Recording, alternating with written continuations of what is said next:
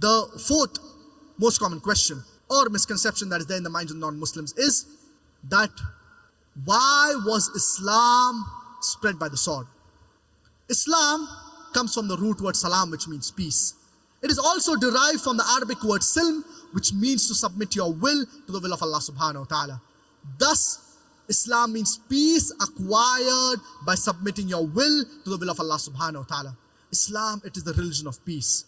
Each and every human being in this world is not in favor of maintaining peace. There are many who would want to disrupt it for their own personal gain. This is precisely the reason why we have the police that needs to use force sometimes so that peace and justice will prevail in the country.